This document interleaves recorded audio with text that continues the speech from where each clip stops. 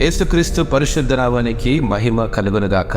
40 శిలువ సాక్షులు అనే మన పాఠ్యభాగంలో 2వ పాఠ్యభాగము విశ్వసనీయ అనుచరుడు క్రీస్తు హతసాక్షి జెబెదయి కుమారుడైన యాకోబు గురించి తెలుసుకుందాం.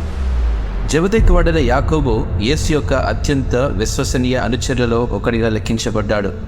పేతురు మరియు యోహానులతో కలిసి తాను కూడా ఒక ప్రత్యేకించబడిన శిష్యునిగా గొప్ప శ్రమల ద్వారా పరీక్షించబడే సమయంలో క్రీస్తుతో ప్రయాణాన్ని ప్రారంభించాడు.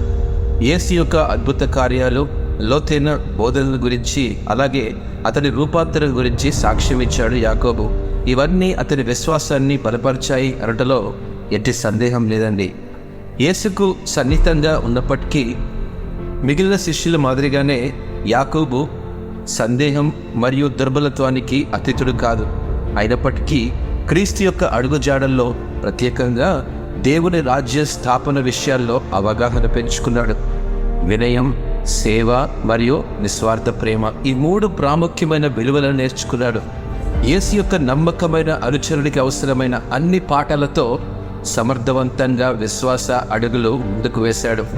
అపొస్తలుల కార్యములు 1వ అధ్యాయం 8వ వచనం ప్రకారము, ఆయనను పరిశుద్ధాత్మ మీ మీదికి వచ్చినప్పుడు మీరు శక్తి నొందెదరు గనుక మీరు యెరూషలేములోను యూదయ సమరయ దేశముల ఎందెంతటను బోధిగత్తముల వరకును నాకు సాక్షులయ్యుందురని వారితో చెప్పెను.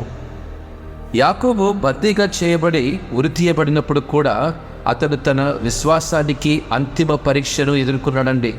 అగ్రిప్ప రాజైన హేరోదు, యూదా నాయకులు తమ అధికార బలంలో యాకోబు శిరచ్ఛేదనం చేయబడ్డాడు.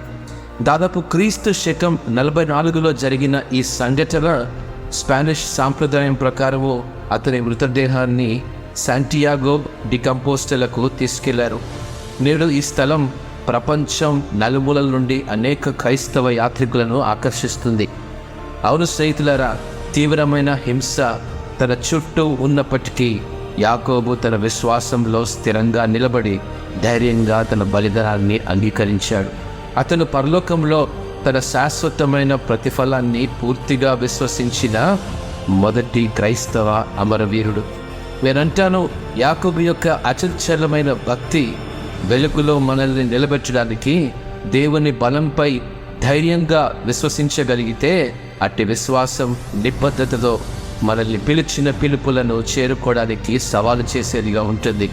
యాకోబు శ్రమలను ఎదుర్కొన్న రీతిగా మన విశ్వాసానికి గొప్ప ఫలితాలు లభిస్తాయని తెలుసుకొని మనం కూడా అట్టి విశ్వాసంలో స్థిరంగా ఉండవచ్చు. మన ప్రభువైన యేసుక్రీస్తు పట్ల విధేయత మరియు హృదయపూర్వక భక్తి కలిగిన యాకోబు జీవితమే శిలువ సాక్షి. దేవుడు మిమ్మల్ని ఆశీర్వదించుగాక. ఆమేన్.